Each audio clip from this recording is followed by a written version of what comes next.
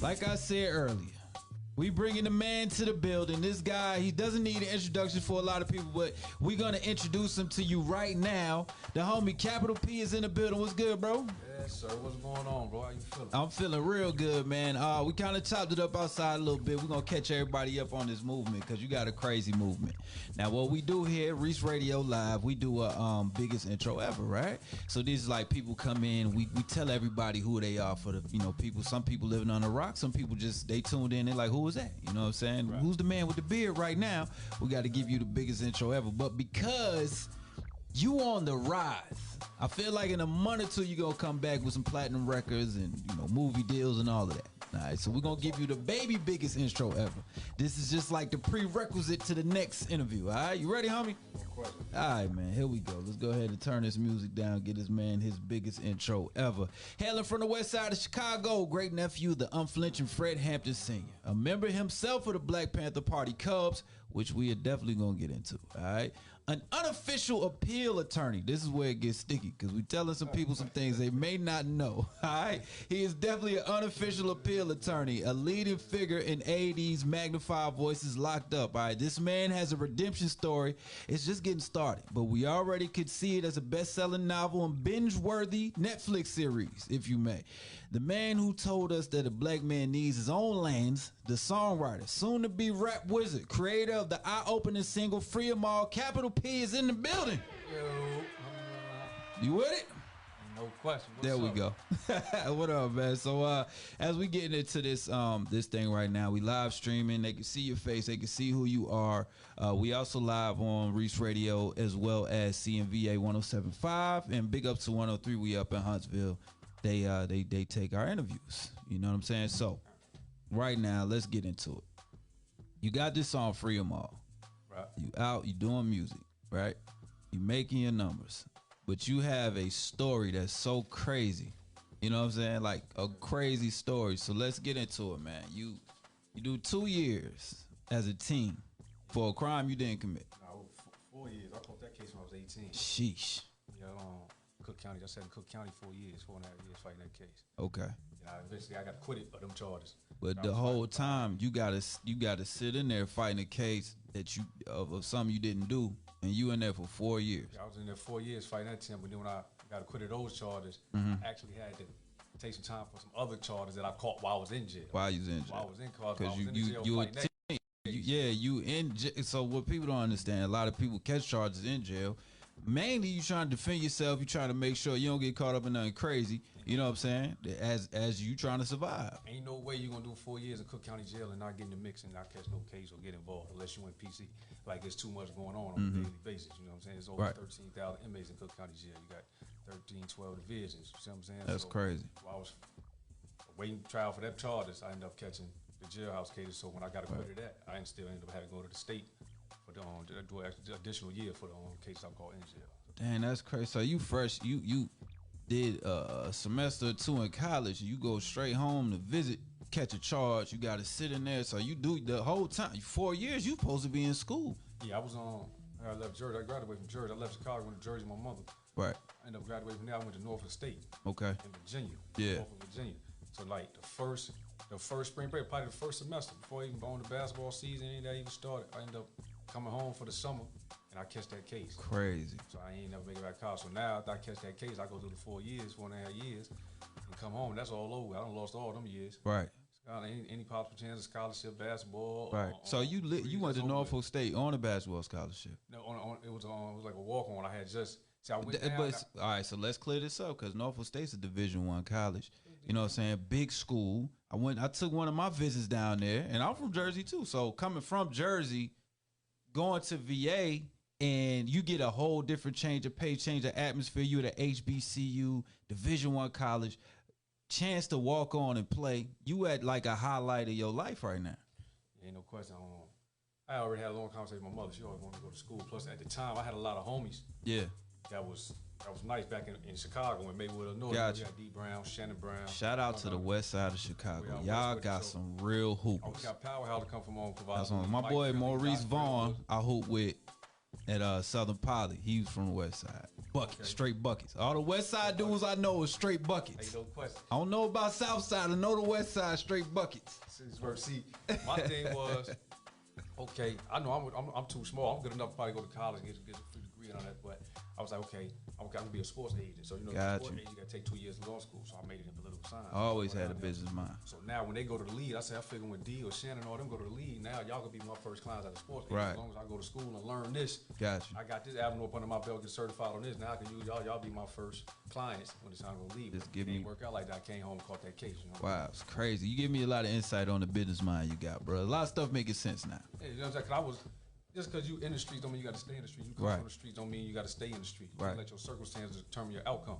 So I was looking ahead of time. I was like, I can hoop a little bit. I can hoop good enough to get to school with it. Yeah. But after that, I got to take it somewhere else. Right. I ain't got no lead height. I ain't got the lead build. You know right. what I'm saying? But I got homies that's do that I know. Cause D was number one in the state at the time. Right. Shannon was number one junior at the time. Yeah. D was number one senior. I know what they finna do. Right. So I'm gonna do my part. I'm finna go to school and learn this. So when y'all take off, I got you. Let's get all the bags. Ain't no question. And I still was doing music at the time. So dope. I just want to have more than one avenue. You gotta have more than one avenue to get money. I got you, man. So now you sitting in there, you doing this 4 years, man. How does that like affect your mind state? Well, it's the survival kick in. Ain't no whole lot to that. Yeah.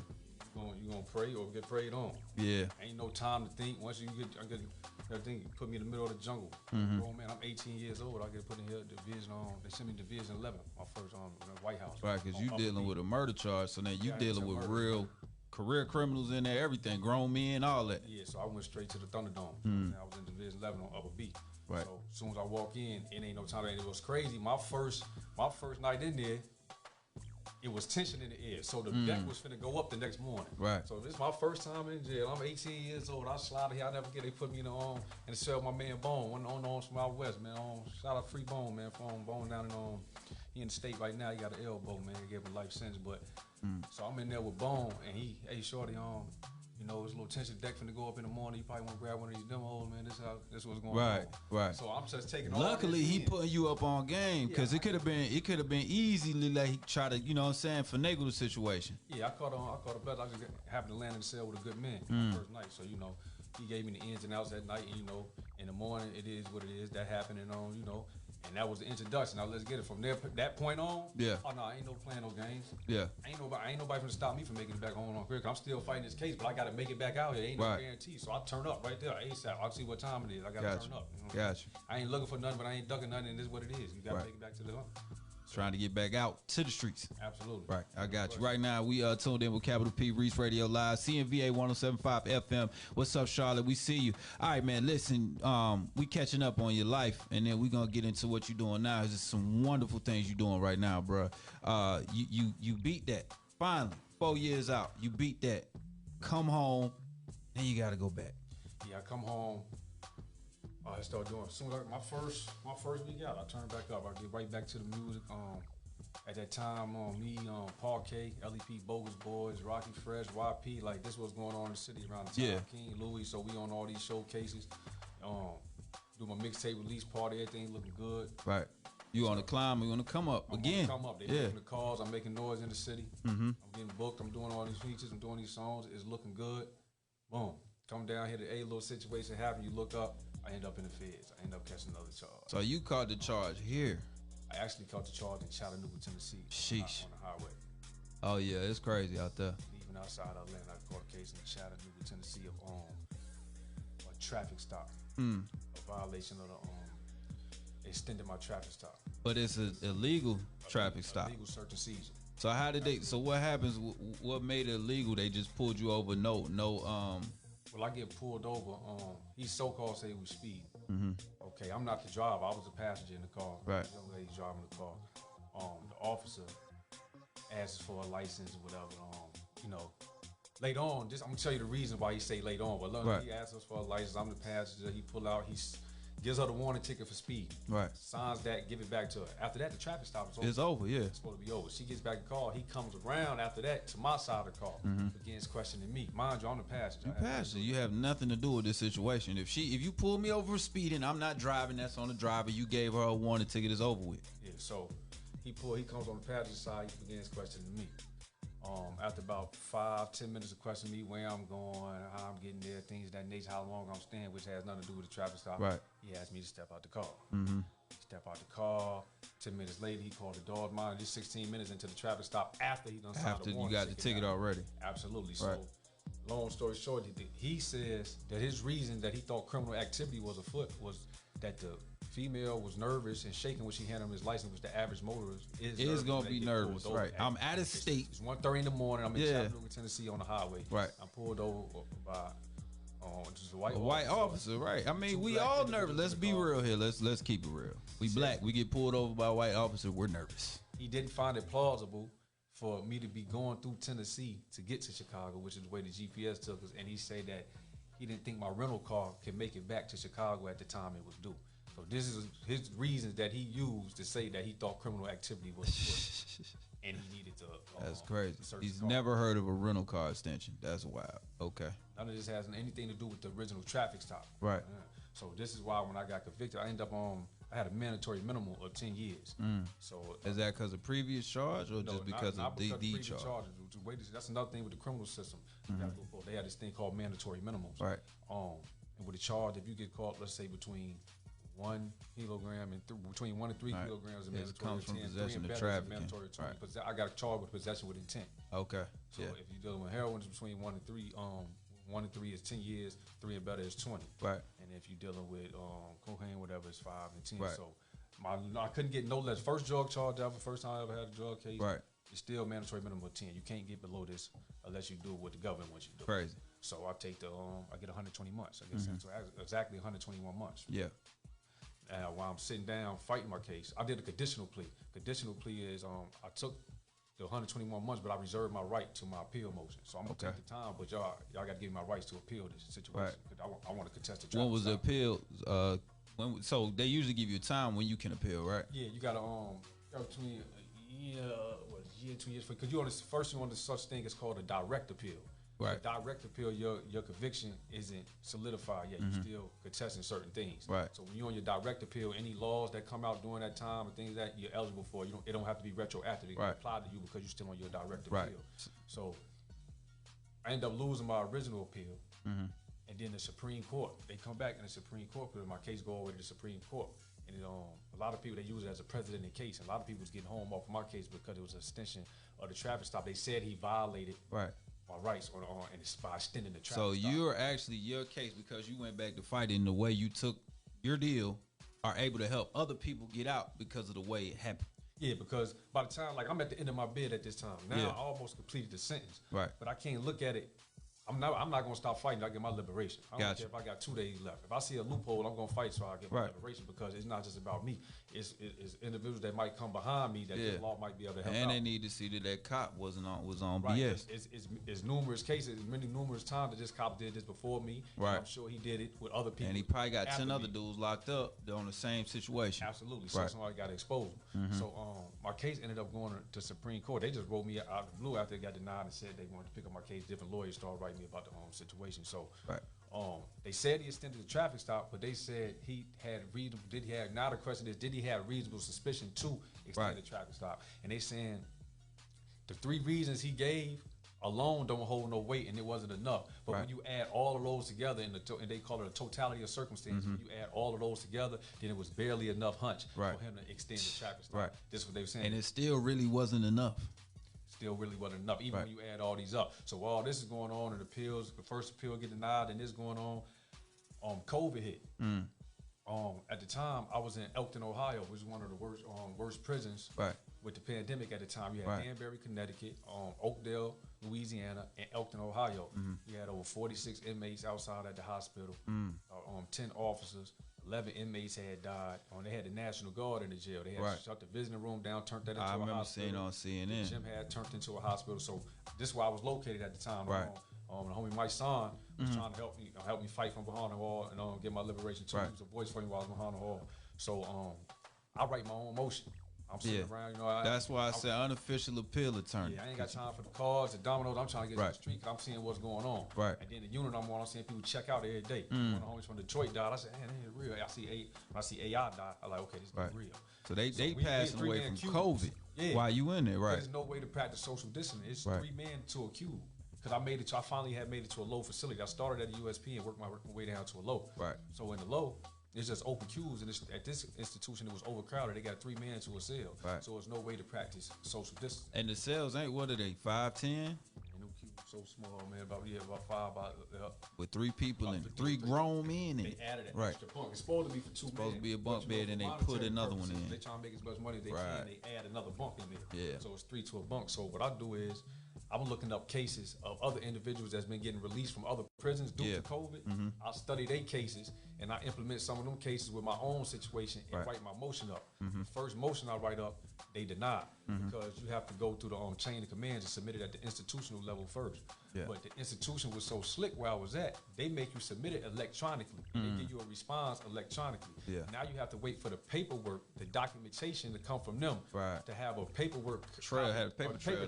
Yeah. So now when the courts are asking me to attach a paper trail and on proof that I submitted, you don't have it because they taking all that. I don't have it. So 2 months later, when I finally get my paperwork from them, the denial, I do another motion. There's some more cases that came out by then. I submit that. I go to medical, get my blood pressure took 3 times a week, and I document that. Right. Then I implement my asthma in other situations, and then I attach those to the motion. Right. I submit it again to the judge. 30 minutes later, 30 days later, he give me immediate release for COVID. That's crazy, man. Congrats. They got to play you the hype bell for that, man, getting your own release. So, they really, because of the way the system is, they messed up, but they kind of made it. They kind of messed themselves up by allowing that time to pass and some other cases to go through, so you have a little more firepower. Yeah, had a little more firepower because it was real situations. People losing their life, dudes was dying. Yeah. And then they had came out with the first step back, and they were saying they was implementing different rules and regulations to help inmates get out. But my jail I was at was the virus was so prevalent that it was no staff there to help you. So if you're telling me I got to submit to go to house arrest, I need to turn it into my case manager or turn it into no counselor. case manager. I have no counselor. I have no case manager. I have no unit manager. So there's nobody for me to even speak to about my situation. So we just sitting in the jail, hoping that one day we get a case manager or unit manager to pop up to submit our paperwork to the halfway house. And then the halfway houses had shut down and they wasn't accepting nobody because there was a sickness going on in the halfway house. And nobody want to accept you because we contracts. And we don't want to accept a sick contract into our facility. You know what I'm saying? So these are the games that they playing. So you have people that was getting held beyond their outdate, past their outdate because the halfway houses wasn't accepting them. So we just sit. That's crazy. Right now, we Kapitol P right now. We catching up on his story, man. When you looking at it from the outside looking in now, and you had the foresight to do all of this stuff. I know there's brothers in there that need the same foresight, but they may not have the ability to do that, man. How does that play into your everyday thinking now? See, it's all on your mindset and the type of individual with it. Just like you got some guys that get sentenced, they just take the time, they lay down. We call it laying down. Then you got some that's gonna fight. I've been a fighter my whole life. I ain't doing no laying down. When I got the time, I told myself I ain't doing all this. I'm gonna find a way out. But some dudes they knock it out of them. They knock all that out of them. They look at them letters and them numbers. The first 5-10 years they lost. You know what I mean? Then you got some like. When you at a higher level, is more people fighting to get out because they got more time. When you start getting to the low facilities where people only got 5 and 10 years, they really just trying to get through their bid. But when you got dudes doing 30, 40, and 50 years, the law library packed. You can't wait to hear what new case came out to go see. When you go to law library, you can't even find a computer because everybody in there trying to fight. You got to try to find a slot to get you some time in there or link up with an old head that can help you out. You get to the mediums and lows. That's why I loved it when I made it to a low. The law library empty. Everybody outside. Free reign, you in there trying to get all the info you can, knock it out. Everybody at the gym, everybody at the rec, everybody playing cards, they short timers. You know what I'm saying? So, but you still got the mindset. I'm trying to get out today. Yeah, I need to get out there. I need to get the music. I got stuff I need to handle. I need to get to the world. I need my liberation. So during this time, what is your music like? Because I know you got to do all the studying to get your freedom back. Are you working on your music during this time too? And see, that's the thing. Like here and there, that comes sporadically. Like I might go a week where I'm just straight on music time. I mean myself, and that was my getaway though. I might go in my cell, zone out. Throw whatever songs on out because I'll try to download some music and see what's going on out here. I want to be lost, stay connected. Stay connected. So I'll just rap. I'll zone out whoever rapping. I'll zone their voice out. And I'll write to the beat. So I'll make music to the beat. So every once in a while, they'll put some trash instrumentals on there, but I make work. But we actually had band rooms and things that nature at different institutions, so we can go in and you can practice the crowd. We had concerts, like they got concerts going on. Hey, don't people, I'll go rock out. Or they got like Juneteenth or Black August or different events going on at Chapel Brothers, I go up there on the conscious side and give them something. So it was times where we'll turn up down in there because you got a lot of dudes like me, Vezo, Icewear Vezo, Peasy from Detroit. Like it was a lot of Street Lord One. Like it was a different artists that was on compounds too. So it might be them days where you might catch a good cipher out there on the yard. Right. You still sharpening your lyrical skills. It's just that you don't want to write too much while you in jail, write too much music because it's all pain music. Yeah. When I say pain music, now when I come to society, mainstream society, and I'm making this music, it's like, man, keep talking about this and that. Because that's what I've been living the last 10 years. But that's what happens with a lot of people. I rap about what I've been through and what I'm going through. So when you hear my music, it's about everyday things that I've experienced, but not what somebody else did, what I was going through. You connected to the songs. Yeah, I'm connected to the songs. So if I make 1,000 raps while I'm in jail, they all gonna sound a certain way. Not the same, but it's gonna be about the same topic because this one I'm going through at the time, that's what I'm living. So my thing was I need to get out here, live life a little bit, see what's going on, what's the new lingo, what's the new code, and just experience life. My liberation again before I can make a complete album for it's not just one mind. I mean, to all due respect, you could make an album in that mindset and still have a whole bunch of people that's gonna be able to connect to it. But I do love that you was like, all right, let me reconnect with this and blend both sides. I still got that. I got plenty of that. Ain't gonna go nowhere because even when I made them in a way they still can relate to it, I made it in a song structure. But I'm telling you what I'm going through. My story ain't his story. If you want to hear that, then you go get him. But if you want to hear this is what you're going to get from me because I'm telling you what I've been through and what my struggle and my journey was and how I advanced through adversity. You know what I'm saying? So one thing about it is more people broke than it is rich. And there's more people that have been through the struggle that hadn't. So I know that you can relate to me. If I get you, I'm just going to give you me. You're going to rock with it or not. But how can you not respect it when it's real? That's facts, man. That we can't say nothing more than that. Right now, we're Capital P. When did you switch the name from Don P to Capital P? When I went in, it was Don P, man. Don P up there a lot.